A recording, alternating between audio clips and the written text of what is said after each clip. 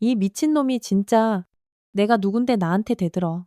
여기가 네 집이야. 태식이 주먹을 꽉 쥐고 민서에게 다가왔어요. 하지만 민서는 움직이지 않았습니다. 그저 상대의 움직임을 하나하나 관찰하고 있을 뿐이었어요. 거리, 각도, 타이밍, 모든 것을 계산하고 있었습니다. 그 전에 잠깐 영상 제작을 원하시면 여러분이 사는 곳을 댓글로 남겨주세요. 다음 영상 제작에 꼭 반영하겠습니다. 부산역에서 내린 정민서의 발걸음은 무겁고 조용했습니다. 군용 가방 하나만 맨 채 민간인 복장으로 갈아입었지만 여전히 어깨는 꼿꼿하게 펴져 있었어요. 육군 707특 임단에서 받은 짧은 휴가. 그것도 작전 중 입은 부상으로 인한 강제 휴식이었습니다. 왼쪽 어깨에 남은 총상 자국이 옷 위로도 희미하게 드러났습니다. 다갈치 시장 입구에 들어서자 익숙한 냄새가 코끝을 훅 찔렀어요. 생선 비린내와 짭짤한 젓갈 냄새, 그리고 바다 소금기가 뒤섞인 공기. 어릴 적부터 맡아온 그리운 고향의 냄새였습니다. 하지만 지금의 민서에게는 그 냄새조차 어색하게 느껴졌어요. 너무 오랫동안 화약 냄새와 온몸이 곤두서는 긴장감에 익숙해져 있었거든요. 어머니, 저 왔어요. 박순자 씨는 생선을 다듬던 손을 멈추고 딸을 물끄러미 바라봤어요. 어느덧 30살이 된 딸의 얼굴에는 여전히 소녀 시절의 모습이 남아 있었지만 눈빛만큼은 완전히 달라져 있었습니다. 날카롭고 경계심 가득한, 마치 언제든 무언가와 싸울 준비가 된 듯한 눈빛이었죠? 민서야. 아이고, 얼굴이 왜 이렇게 반쪽이 됐어? 밥은 제대로 챙겨 먹은 거야. 순자 씨의 목소리에는 걱정이 가득했습니다. 딸이 군에 간 지 벌써 10년이 넘었지만 여전히 그 아이는 자신에게 보살펴줘야 할 어린 딸이었어요. 특히 최근 몇 년간은 소식도 뜸했고 전화를 해도 늘 바쁘다는 말만 되풀이했거든요. 괜찮아요. 이제 좀 쉬려고요. 민서는 짧게 대답하며 익숙하게 앞치마를 둘렀어요. 손놀림이 아주 자연스러웠습니다. 어릴 적부터 엄마 일을 도왔던 기억이 몸에 고스란히 배어 있었거든요. 칼을 잡는 손은 여전히 정확했고 생선을 손질하는 솜씨도 예전 그대로였어요. 하지만 순자 씨는 딸의 변화를 느꼈습니다. 예전에 민서는 수다스럽고 장난기 많은 아이였어요. 하지만 지금은 말수가 극도로 적어졌고 얼굴에선 웃음기도 거의 찾아볼 수 없었죠. 무엇보다 항상 주변을 살피는 듯한 그 경계심 가득한 시선이 엄마의 마음을 아프게 했습니다. 민서야, 이제는 사람처럼 살아야지. 언제까지 그렇게 온몸에 힘주고 살 거야? 순자 씨의 말에 민서는 손을 멈칫했어요. 사람처럼 살아야 한다는 말이 비수처럼 가슴을 찔렀습니다. 그렇다면 지금까지 자신은 사람답지 않게 살아온 걸까요? 아니면 군인으로 살아가는 것 자체가 인간다운 삶과 거리가 먼 일일까요? 무슨 말씀이세요? 아니다. 아무것도. 그냥 엄마 마음이 그렇다는 거지? 순자 씨는 더 이상 말을 잇지 않았어요. 하지만 마음속으로는 간절히 바라고 있었습니다. 딸이 이제 총이 아닌 숟가락을 들고 적이 아닌 가족을 생각하며 살아가기를, 전쟁터가 아닌 이런 평범한 일상 속에서 활짝 웃을 수 있기를. 해가 뉘엿뉘엿 넘어갈 무렵 시장 끝자락에서 시끄러운 소리가 들려왔어요. 욕설과 고함 소리, 그리고 무언가 부서지는 소리까지. 쨍그랑 민서의 몸이 본능적으로 딱딱하게 경직됐습니다. 위험을 감지하는 레이더가 저절로 작동하기 시작한 거예요. 또 시작이네. 저 인간. 순자 씨가 한숨을 푹 쉬며 중얼거렸어요. 그 표정에는 체념과 두려움이 뒤섞여 있었습니다. 마치 이런 일이 처음이 아니라는 듯한 반응이었죠. 어머니, 무슨 일이에요? 아니다. 신경 쓰지 마라. 하지만 민서는 이미 그 소리의 정체가 무엇인지 직감하고 있었습니다. 군 생활을 통해 폭력의 냄새를 맡는 법을 배웠거든요. 저 소리는 단순한 다툼이 아니라 일방적인 억압의 소리였습니다. 다음 날 아침, 민서는 새벽 5시에 눈을 떴습니다. 군대에서 몸에 밴 칼 같은 습관이었어요. 몸은 편한 민간인 옷을 입고 있었지만 생체 시계는 여전히 군인의 것이었. 조용히 일어나 간단한 스트레칭을 하고 부엌으로 향했습니다. 순자 씨는 이미 일어나 생선을 손질하고 있었어요. 어머니와 딸, 두 사람의 새벽은 말없이 고요하게 시작됐습니다. 민서는 자연스럽게 옆자리에 앉아 생선을 다듬기 시작했어요. 칼질이 정확하고 빨랐습니다. 군에서 배운 정밀함이 이런 일상의 작업에도 고스란히 스며들어 있었죠. 민서야, 너무 빨리 하지 마라. 손 다칠라. 괜찮아요.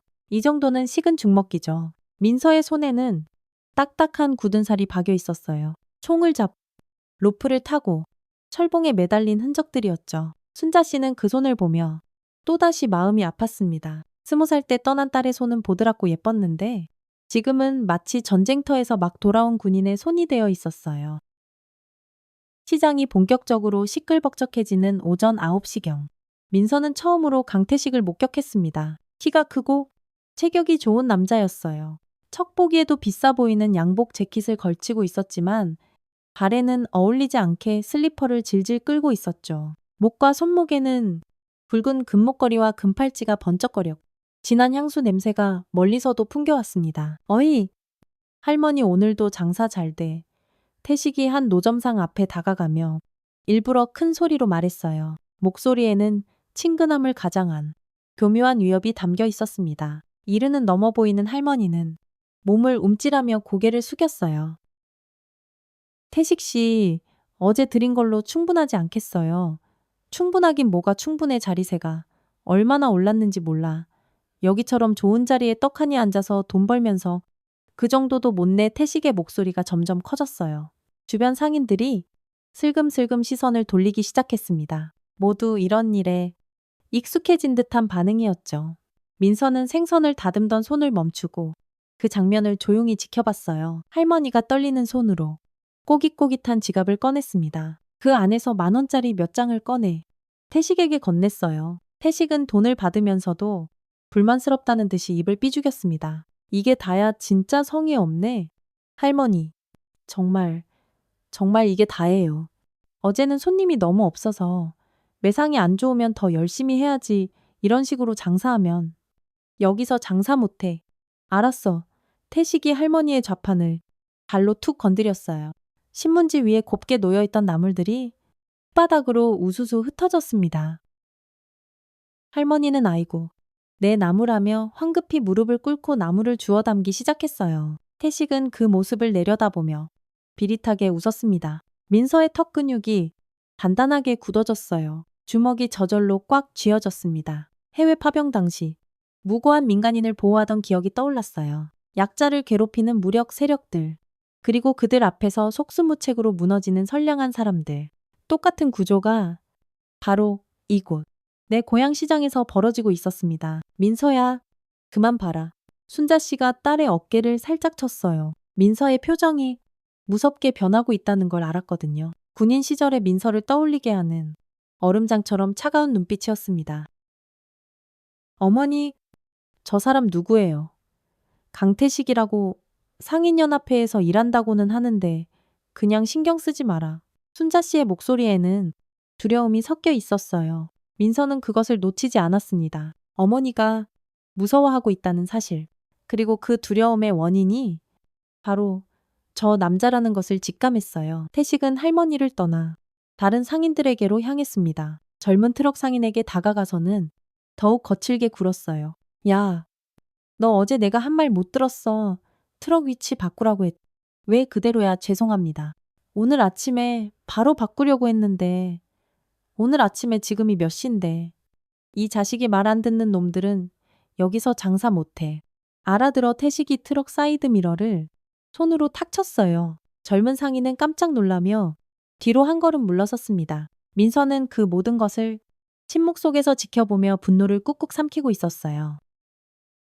오후 2시쯤 태식의 행동은 더욱 노골적이 되었습니다. 민서는 생선포를 자르면서도 계속 그의 움직임을 관찰하고 있었어요. 군훈련에서 배운 감시 기법이 무의식적으로 작동하고 있었습니다. 적의 패턴을 파악하고 약점을 찾고 대응 방안을 머릿속으로 수없이 시뮬레이션하는 것. 태식은 이번에는 장애인 좌판 상인에게 다가갔어요. 한쪽 다리가 불편해 보이는 50대 남성이었습니다. 그는 작은 돗자리 위에 앉아 채소를 팔고 있었어요. 야, 이 거지 같은 놈아, 여기가 네 안방이냐? 길바닥에 그렇게 주저앉아 있게. 태식의 폭언에 장애인 상인은 몸을 움츠렸어요. 하지만 생계를 위해서는 꾹 참아야만 했습니다. 죄송합니다. 다른 데 갈 곳이 없어서요. 갈 곳이 없어. 그럼 집에나 처박혀 있지? 왜 여기 나와서 사람들 보기 흉하게 굴어 태식이 발로 채소 몇 개를 휙 걷어찼어요. 통통한 무와 배추가 바닥에 대굴대굴 굴러다녔습니다. 장애인 상인은 급히 무릎을 짚고 채소를 주우려 했지만 태식이 그것마저 발로 막았어요. 야, 굼뜬 것 좀 봐. 이러니까 장사가 안 되지. 누가 사겠어? 민서의 숨소리가 거칠어졌습니다. 해외 파병 당시 테러리스트들이 민간인을 괴롭히던 장면과 겹쳐 보였어요. 그때는 작전 명령에 따라 움직였지만 지금은 그런 명령도 제약도 없었습니다. 오직 개인의 선택만이 남아있을 뿐이었죠. 순자 씨는 딸의 변화를 똑똑히 감지했어요. 민서의 어깨가 바짝 긴장하고 있었고 손에 쥔 칼이 미세하게 떨리고 있었습니다. 터져나오는 분노를 억지로 억누르려는 노력의 흔적이었죠. 민서야, 그만 보고 안으로 들어가라. 왜요? 그냥 들어가. 엄마가 혼자 할 수 있어. 하지만 민서는 움직이지 않았어요. 대신 더욱 집중해서 태식의 행동을 관찰했습니다. 그가 어떤 패턴으로 상인들을 압박하는지, 어떤 약점이 있는지 머릿속에 차곡차곡 기록하고 있었어요. 태식은 이제 여성 상인들에게 접근했습니다. 40대 중반으로 보이는 여성이 젓갈을 팔고 있었는데 태식이 그녀 앞에 바싹 다가섰어요. 누나, 오늘따라 예쁘네. 장사 잘 되네. 뭐, 그럭저럭요. 여성 상인은 불편해하며 뒤로 물러섰지만 좌판 때문에 더 이상 물러날 곳이 없었어요. 태식은 그것을 아주 잘 알고 있었습니다. 젓갈 맛 좀 볼까? 누나가 직접 먹여줘. 저기, 시식용은 따로 있어요. 따로 있는 거 말고 누나가 직접 떠서 먹여달라고. 태식이 여성의 어깨에 슬쩍 손을 올렸어요. 여성은 몸을 경직시키며 그 손을 피하려 했지만 태식은 더욱 가까이 다가왔습니다. 뭐 하는 거예요? 손 떼세요. 왜 이래? 쑥스럽게. 단골 손님인데 이 정도 서비스도 안 돼. 그때였어요. 민서가 들고 있던 칼을 조용히 내려놓았습니다. 그리고 천천히 자리에서 일어섰어요. 순자 씨가 딸의 팔을 다급하게 잡았지만 민서는 조용히 그 손을 떼어냈습니다. 어머니, 잠깐만요. 민서야. 안 돼, 너까지 저런 진흙탕에 빠지면 안 된다. 이미 빠졌어요. 제가 여기에 있는 순간부터요. 민서의 목소리는 평소보다 더 낮고 차가웠어요. 순자 씨는 그 서늘한 음색에 소름이 돋았습니다. 그것은 군인 정민서의 목소리였거든요. 제발, 제발 모른 척 해라. 우리랑 상관없는 일이야. 상관없는 일이 아니에요. 어머니도 저 사람 때문에 고생하고 계시잖아요. 순자 씨는 깜짝 놀랐어요. 민서가 알고 있었던 것입니다. 자신이 애써 숨기려 했던 사실을 딸은 이미 전부 파악하고 있었어요. 민서야, 어머니, 왜 저한테 말 안 했어요?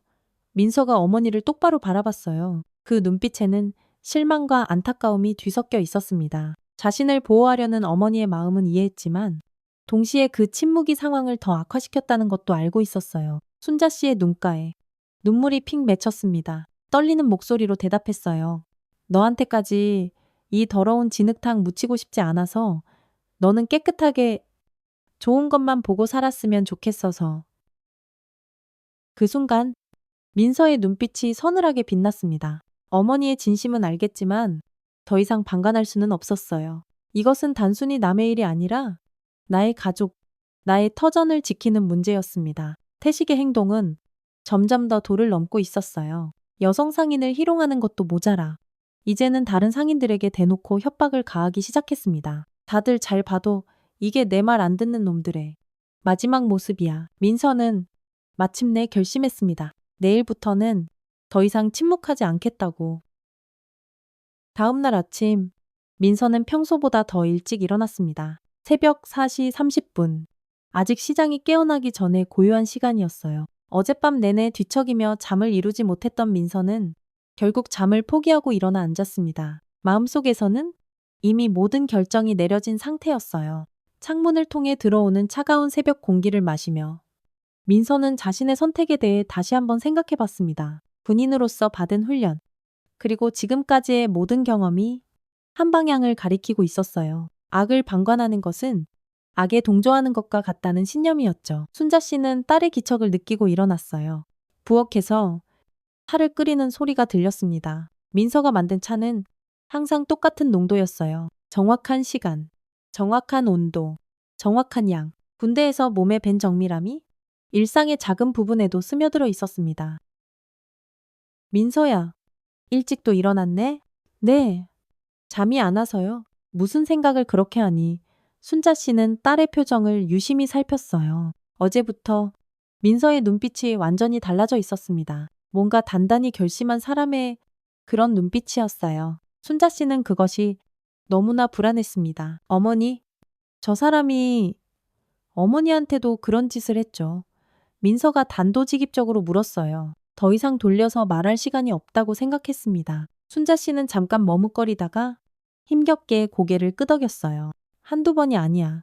자리세라면서 돈을 뜯어가고 안 주면 손님들 앞에서 일부러 큰 소리 지르고 너 오기 전주에는 가게 안까지 들어와서 순자 씨가 말을 멈췄어요. 그 이상은 차마 딸 앞에서 말하고 싶지 않았습니다. 하지만 민서는 이미 충분히 이해했어요. 어머니가 겪었을 모욕과 두려움을 생생하게 상상할 수 있었습니다. 왜 경찰에 신고하지 않으셨어요? 신고해봤자 소용없어.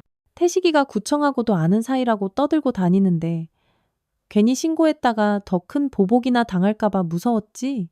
민서는 차를 마시며 조용히 고개를 끄덕였어요. 예상했던 답이었습니다. 권력의 사각지대에서 벌어지는 폭력, 시스템의 보호를 받지 못하는 약자들, 해외에서 수없이 봤던 상황과 본질적으로 조금도 다르지 않았어요. 오전 10시쯤 어김없이 태식이 나타났습니다. 오늘도 양복 재킷과 슬리퍼라는 기묘한 차림새였어요. 얼굴에는 어제보다 더 거만하고 오만한 표정이 걸려 있었습니다. 주변 상인들이 그의 모습을 보자마자 슬쩍 몸을 움츠리는 것이 민서의 눈에 똑똑히 들어왔어요. 태식은 곧장 순자 씨의 가게로 향했습니다. 민서는 생선을 손질하는 척하며 그의 접근을 날카롭게 지켜봤어요. 심박수가 조금씩 빨라지기 시작했습니다. 전투를 앞두고 느끼던 아주 익숙한 감각이었죠. 어이! 아줌마 딸 왔다며 태식이 일부러 큰 소리로 말했어요. 벌써부터 시비를 걸 작정인 듯한 불량한 말투였습니다. 순자 씨는 몸을 굳히며 대답했어요. 네, 휴가 나왔어요. 휴가 군인이구나. 그럼 월급도 빵빵하게 받겠네. 엄마 좀 도와서 자리세 좀 제대로 내라고 해. 저번에 다 내드렸잖아요. 그게 제대로 낸 거야. 딸내미 군인 월급까지 합치면 그게 얼만데. 그 쥐꼬리만 한 돈이 전부라고 우겨태식의 목소리가 점점 커졌어요. 주변 상인들의 시선이 모두 이쪽으로 쏠렸습니다. 민서는 여전히 고개를 숙이고 생선을 다듬고 있었지만 온 신경이 태식에게로 팽팽하게 집중되어 있었어요. 정말 이게 다예요. 요즘 장사가 너무 안 돼서. 장사가 안 돼. 그럼 더 열심히 하든지 아니면 여기서 장사 접고 나가든지 해야지. 이런 식으로 하면 안 되지.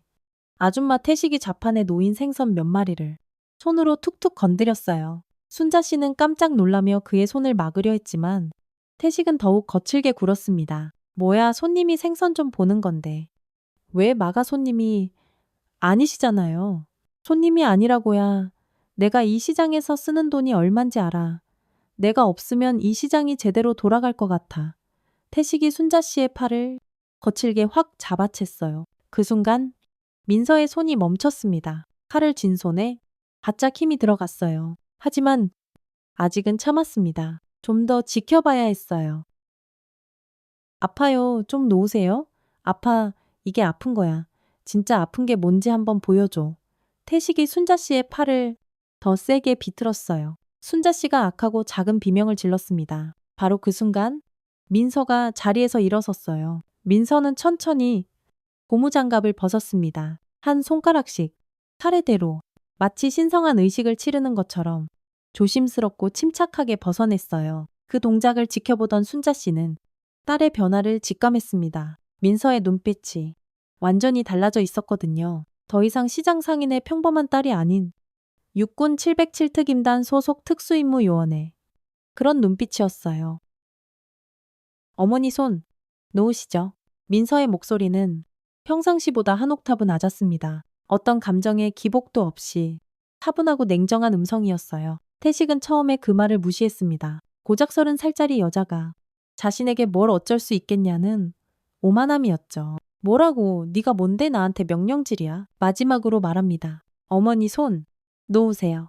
민서가 한 걸음 앞으로 나섰어요. 그 순간 태식은 뭔가 이상하다는 것을 느꼈습니다. 민서의 움직임에는 일반인과는 다른 무언가가 있었어요. 발걸음의 균형, 어깨의 각도, 심지어 호흡까지도 완벽하게 훈련받은 사람의 것이었습니다.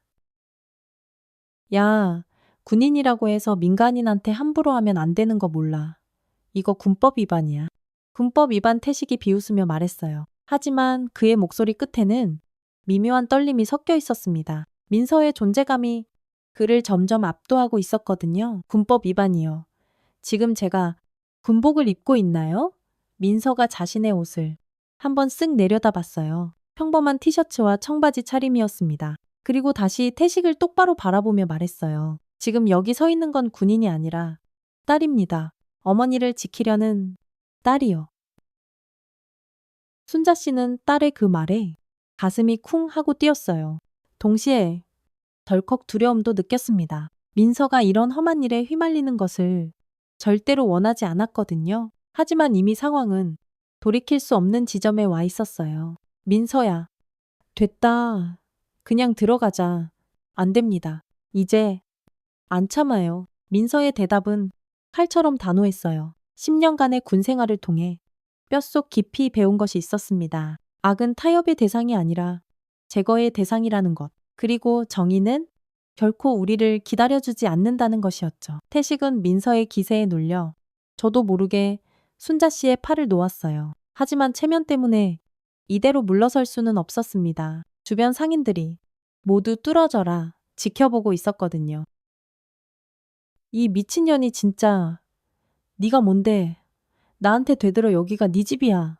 네, 제 집입니다. 민서의 대답은 너무나 의외였어요. 태식뿐만 아니라 주변 상인들도 모두 놀랐습니다. 민서는 계속해서 말했어요. 어머니가 20년 넘게 땀 흘려 장사하신 곳이니까 제 집이죠. 그리고 당신이 이곳 사람들을 더 이상 괴롭히는 것 제가 막을 겁니다. 태식의 얼굴이 시뻘겋게 달아올랐어요. 자신의 권위의 정면으로 도전하는 사람을 아주 오랫동안 만나지 못했거든요. 분노가 머리끝까지 치밀어 올랐습니다. 좋아.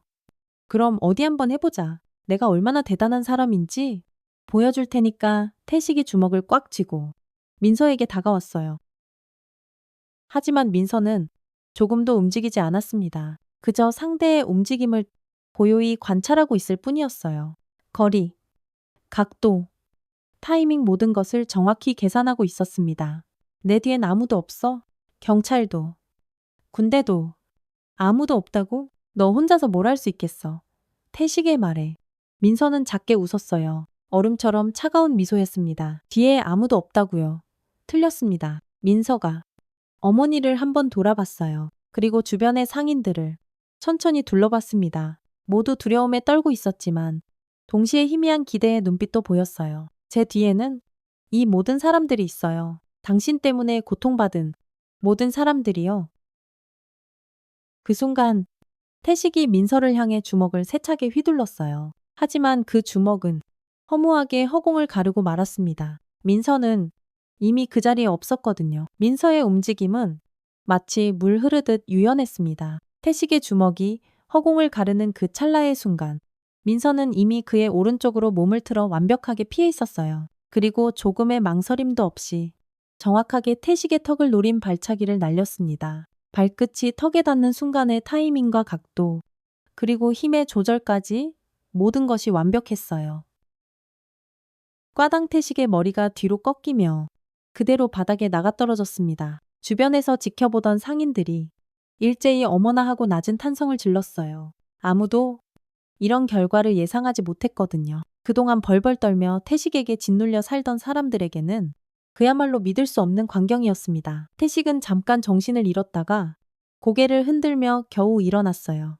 입안에서 비릿한 피맛이 났습니다. 잇몸이 찢어진 것 같았어요. 분노와 당황이 뒤섞인 얼굴로 민서를 노려봤습니다. 이 미친년이 진짜로 때렸어. 너 죽고 싶어. 태식이 주머니에서 휴대폰을 꺼내 어딘가로 전화를 걸었어요. 몇 초 후 다급한 목소리로 소리쳤습니다. 야, 빨리 와봐. 자갈치 시장에 어떤 미친년이 나한테 대들고 있어. 빨리 전화를 끄는 태식이 민서를 잡아먹을 듯이 노려봤어요. 하지만 민서는 여전히 차분했습니다. 오히려 더욱 집중된 상태로 변해 있었어요. 수많은 실전 경험이 있는 민서에게 이 정도 상황은 조금도 위협적이지 않았습니다. 10분쯤 지나자 태식의 부하로 보이는 남자 3명이 헐레벌떡 달려왔어요. 모두 20대 후반에서 30대 초반으로 보이는 남자들이었습니다. 체격도 제법 조합, 옷차림새나 분위기로 봐서는 조직 생활을 하는 사람들 같았어요. 형님 무슨 일이세요? 전현이 나를 때렸어. 아주 그냥 혼쭐을 내줘. 부하 중 한 명이 민서에게 성큼성큼 다가왔어요. 키가 180은 훌쩍 넘어 보이는 남자였는데 민서를 위아래로 훑어보며 위협적으로 말했습니다. 야, 여자가 어디서 겁도 없이 설쳐. 지금이라도 싹싹 빌고 무릎 꿇으면 특별히 봐줄게. 민서는 대답하지 않았어요. 대신 상대방들의 위치와 동선을 빠르게 파악하고 있었습니다. 3명이 교묘하게 삼각형을 이루며 자신을 둘러싸고 있었어요. 전형적인 집단 공격 대형이었습니다. 순자 씨는 딸이 걱정되어 앞으로 나서려 했지만 민서가 손짓으로 막았어요. 괜히 어머니가 다칠 가능성이 있었거든요. 어머니, 뒤로 물러나 계세요. 민서야, 제발 그만해. 너무 위험해. 괜찮습니다. 눈 깜짝할 사이에 끝날 거예요. 민서의 목소리에는 흔들림 없는 확신이 담겨 있었어요. 해외 파병에서 이보다 훨씬 위험한 상황도 수없이 겪어봤거든요. 무기도 없고 제대로 된 훈련도 받지 않은 그저 동네 양아치 수준의 상대들이었습니다. 첫 번째 공격은 정면에서 왔어요. 키 큰 남자가 주먹을 휘두르며 기세 좋게 달려들었습니다. 민서는 그의 팔을 가볍게 잡아 비틀면서 동시에 팔꿈치로 옆구리를 정확히 가격했어요. 상대가 고통으로 몸을 구부리는 순간 그대로 무릎으로 얼굴을 강하게 올려쳤습니다. 두 번째 공격자는 옆에서 접근했어요. 민서는 첫 번째 공격자를 앞으로 밀어내며 그 반동으로 회전하면서 두 번째 공격자의 다리를 걸어 넘어뜨렸습니다. 균형을 잃고 바닥으로 고꾸라지는 상대의 등을 손날로 강하게 내리쳤어요. 세 번째 공격자는 뒤에서 민서를 덮치려고 했습니다. 하지만 민서는 이미 그의 움직임을 전부 예상하고 있었어요. 뒤로 팔꿈치를 찔러 상대의 명치를 가격한 다음 휙 돌아서며 정권으로 턱을 깔끔하게 올려쳤습니다. 이 모든 동작은 30초도 채 걸리지 않았어요. 눈 깜짝할 사이에 3명의 부하들이 모두 바닥에 쓰러져 신음하고 있었습니다. 민서는 숨 한 번 크게 차지 않은 채 얼어붙은 태식을 차갑게 바라봤어요. 너희 같은 건 싸움이라고 안 해. 그냥 정리라고 하지. 민서의 말에 태식은 경악했습니다. 지금까지 자신이 의지해왔던 물리적인 힘과 위력이 한순간에 휴지 조각처럼 무너져 버린 거였어요. 더욱 충격적인 것은 민서가 조금도 흥분하지 않은 채 마치 벌레를 잡는 것처럼 이 모든 것을 처리했다는 점이었습니다. 주변 상인들은 그저 입을 떡 벌린 채 아무 말도 하지 못하고 있었어요. 그동안 공포의 대상이었던 태식과 그의 부하들이 가냘퍼 보이는 여자 한 명에게 완전히 제압당한 것을 바로 눈앞에서 목격한 거였습니다. 누군가는 휴대폰으로 그 믿기지 않는 장면을 촬영하고 있었어요. 태식은 땅바닥에 주저앉은 채 민서를 올려다봤습니다. 생전 처음으로 진짜 두려움이라는 것을 느꼈어요. 지금까지 자신이 휘둘렀던 폭력이 얼마나 허약하고 초라한 것이었는지 깨달았습니다. 민서 앞에서는 자신의 모든 위협이 그저 어린애, 장난처럼 무력해 보였거든요. 너 이거 폭행이야. 경찰에 신고할 거야. 태식이 떨리는 목소리로 외쳤어요. 하지만 그 말에는 전혀 힘이 실려 있지 않았습니다. 주변 상인들이 모두 지켜보는 이 상황에서 누가 먼저 폭력을 행사했는지는 너무나 명백했거든요. 민서는 조용히 태식에게 다가갔습니다. 그리고 무릎을 꿇고 그와 눈높이를 맞췄어요. 목소리는 여전히 차분했지만 그 안에 담긴 의미는 칼날처럼 날카로웠습니다. 신고하세요. 저도 경찰서 가서 할 말이 아주 많거든요. 뭘 신고한다는 거야. 어머니한테 한 짓. 여기 다른 상인분들한테 한 짓들. 전부 다요. 증인도 많으니까 아마 꽤 재밌을 것 같은데요. 태식의 얼굴이 새하얗게 질렸어요. 그동안 자신이 아무렇지 않게 저질러온 일들이 주마등처럼 스쳐 지나갔습니다. 성희롱, 폭행, 갈취. 정말로 경찰이 본격적으로 개입하면 자신에게 불리한 일들이 훨씬 더 많았어요. 이때 한 상인이 휴대폰을 들고 다가왔습니다. 50대 중반의 여성이었는데 며칠 전 태식에게 성희롱을 당했던 바로 그 젓갈 가게 주인이었어요. 나 다 녹화했어요. 누가 먼저 손을 댔는지, 누가 욕하고 폭력을 휘둘렀는지 똑똑히 다 찍었다고 그 말을 시작으로 다른 상인들도 하나둘씩 용기를 내어 나서기 시작했습니다. 그동안 태식의 폭력에 시달리면서도 두려워서 참고만 있었던 사람들이었어요. 민서의 행동이 그들에게 잠자고 있던 용기를 준 것입니다. 저 사람 때문에 우리 딸이 무서워서 시장에 못 나왔어요. 가게 안에까지 들어와서 행패 부리고 물건을 집어 던졌는데도 보복이 무서워서 신고도 못했습니다. 그동안 쌓였던 증언들이 본물처럼 쏟아져 나왔습니다. 민서는 그 모든 이야기를 조용히 들었어요. 어머니만 당한 일이 아니었다는 것을 새삼 깨달았습니다. 태식은 이곳 시장 전체를 공포로 지배하고 있었던 거였어요. 태식은 상황이 자신에게 완전히 불리하게 돌아가고 있다는 것을 깨달았습니다. 주변에 모인 상인들의 시선이 칼날처럼 날카로웠어요. 그동안 억눌러왔던 분노가 한꺼번에 터져나오는 것 같았습니다. 알았어. 알았어. 오늘은 그냥 간다. 태식이 슬그머니 일어나며 말했어요. 하지만 민서는 그를 가로막았습니다. 잠깐요. 가기 전에 할 일이 남아있죠. 뭔데 또 사과부터 하세요? 여기 계신 모든 분들께요. 태식은 믿을 수 없다는 표정을 지었어요. 자신이 저들 앞에서 사과를 해야 한다는 사실이 도저히 받아들여지지 않았습니다. 사과, 내가 왜 안 하시겠다는 거죠?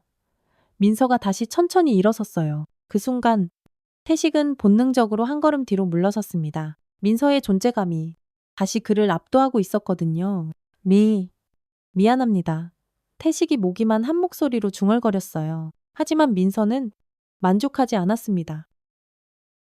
제대로 하세요. 모두가 들을 수 크고 분명하게요. 죄송합니다. 앞으로는 다시는 이런 일 없을 겁니다. 태식이 거의 울부짖듯이 큰 소리로 외쳤어요. 그리고는 바닥에 쓰러진 부하들을 일으켜 세워 서둘러 그 자리를 허둥지둥 떠났습니다. 민서는 그들이 시장 골목 너머로 완전히 사라질 때까지 그 뒷모습을 지켜봤어요. 그때였습니다. 상인들 사이에서 박수가 터져 나왔습니다. 처음에는 조심스럽게 한두 사람씩, 그 다음에는 점점 더 크게 우레와 같은 박수 소리가 시장을 가득 메웠어요. 민서는 당황스러워하며 손을 저었어요. 아닙니다. 괜찮습니다. 당연한 일을 했을 뿐이에요. 순자 씨가 딸에게 다가와 말없이 꼭 안았습니다. 눈에서는 뜨거운 눈물이 하염없이 흘러내렸어요. 자랑스러움과 걱정이 뒤섞인 복잡한 감정의 눈물이었습니다. 민서야, 고마워. 정말 고마워. 하지만 민서는 이것이 끝이 아니라는 것을 알고 있었어요. 태식 같은 인간들은 그렇게 쉽게 포기하지 않습니다. 분명히 더 큰 보복이 올 수도 있었어요. 그래서 더욱 철저하게 대비해야 했습니다. 며칠이 지나자 상황은 민서가 예상했던 것과는 조금 다른 방향으로 흘러갔습니다. 태식은 보복을 시도하기는커녕 쥐 죽은 듯이 조용히 자취를 감췄어요. 하지만 그 사건의 여파는 예상보다 훨씬 컸습니다. 누군가 촬영한 그날의 영상이 인터넷 커뮤니티에 올라가면서 순식간에 전국으로 퍼져나간 것입니다. 영상 제목은 다갈치 시장 특전사 누님의 정의 구현이었어요. 댓글들이 폭발적으로 달렸습니다. 대부분은 민서의 행동을 지지하고 응원하는 내용이었지만 일부는 과도한 폭력이었다고 비판하기도 했어요. 하지만 상인들의 증언 영상들이 추가로 올라오면서 여론은 압도적으로 민서 쪽으로 기울었습니다. 지역 뉴스에서도 이 사건을 비중 있게 다뤘어요. 자갈치 시장 폭력배 제압한 현역 여군이라는 제목으로 보도됐습니다. 기자들이 시장으로 몰려와 상인들을 인터뷰했고 그동안 숨죽이며 살아왔던 사람들의 가슴 아픈 이야기들이 하나씩 세상에 드러나기 시작했습니다. 민서는 모든 인터뷰 요청을 정중히 거절했어요. 대신 조용히 어머니 일을 도우며 남은 휴가를 보냈습니다. 하지만 마음 한편으로는 복잡한 감정이 들끓고 있었어요. 자신의 행동이 옳았다고 생각하지만 동시에 이런 식으로 세상의 주목을 받는 것은 원하지 않았거든요. 며칠 후 부산지방경찰청에서 연락이 왔습니다. 강태식과 그의 조직에 대한 본격적인 수사를 시작한다는 내용이었어요. 그동안 신고가 들어와도 미온적으로 처리했던 사건들을 전부 다시 들여다보기 시작한 것입니다. 민서야, 우리도 경찰서에 가야 하는 거니? 순자 씨가 걱정스러운 목소리로 물었어요. 민서는 조용히 고개를 끄덕였습니다. 네, 가서 증언해야죠. 저런 사람들이 제대로 된 처벌을 받게 하려면요. 경찰서에서의 조사는 생각보다 오래 걸렸어요. 민서는 태식의 행동을 상세히 진술했고 자신이 사용한 무력의 정당성에 대해서도 차분하게 설명했습니다. 정당방위 범위 내에서 상대를 제압하기 위한 최소한의 힘만을 사용했다는 것이 민서의 주장이었어요. 수사 과정에서 태식의 과거 행적들이 하나둘씩 드러났습니다. 폭력 조직 활동 경력, 각종 갈취와 폭행 사건들, 그리고 일부 공무원들과의 유착 의혹까지 민서가 촉발한 이 작은 사건은 생각보다 훨씬 큰 규모의 수사로 번져나갔습니다. 심지어 다른 지역 시장 상인들에게서도 연락이 오기 시작했습니다. 비슷한 문제로 고통받고 있다는 제보들이었어요. 민서의 사건이 전국적인 관심을 불러일으킨 것입니다. 정부에서도 부랴부랴 전통시장 내 조직폭력 척결을 위한 특별 대책을 발표했어요. 하지만 민서는 이런 정치적인 쇼에는 별 관심이 없었습니다. 중요한 것은 실제로 변화가 일어나고 있다는 점이었어요. 사람들이 다시 자신의 목소리를 내기 시작했다는 것, 그리고 부당한 일에 맞서는 용기를 되찾기 시작했다는 것이 진정한 변화였습니다. 휴가가 끝나갈 무렵 민서는 부대 복귀를 준비했습니다. 순자 씨는 딸을 위해 정성스럽게 도시락을 싸주었어요. 민서가 좋아하는 반찬들로 가득 채워진 따뜻한 도시락이었습니다. 민서야, 근데 너는 왜 그렇게 조용하니? 좋은 일인데. 순자 씨가 딸의 침묵이 걱정되어 물었어요. 민서는 오랜만에 희미하게 웃었습니다. 그 웃음 속에는 깊은 만족감과 평온함이 담겨 있었어요. 그냥 좋습니다. 뭔가 제자리를 찾은 기분이에요. 제자리네. 제가 있어야 할 자리요. 누군가를 지키는 자리. 민서는 가방을 매며 씩씩하게 일어났어요. 다시 군복을 입을 시간이었습니다. 하지만 이번에는 복귀하는 마음가짐이 조금 달랐어요. 단순히 국가를 위해서가 아니라 내가 사랑하는 사람들을 위해서 싸운다는 마음이었습니다. 자갈치 시장 어귀에는 작은 현수막이 하나 걸려 있었어요. 상인들이 돈을 모아 직접 만든 것이었습니다. 민서는 그 현수막을 보며 잠시 발걸음을 멈췄어요. 정의는 우리를 기다려주지 않았. 누군가 시작했을 뿐이다. 짧은 문구였지만 그 안에는 아주 깊은 의미가 담겨 있었습니다. 정의는 거창한 구호나 완벽한 시스템에서 나오는 것이 아니라 한 개인의 작은 용기에서 시작된다는 것이었어요. 민서는 조용히 고개를 끄덕이며 시장을 떠났습니다. 뒤돌아보지 않았지만 마음속으로는 굳게 약속했어요. 언제든 이곳이 다시 위험에 처하면 반드시 돌아오겠다고. 그리고 어디에 있든 힘없는 약자를 지키는 일을 계속하겠다고. 부산역으로 향하는 길.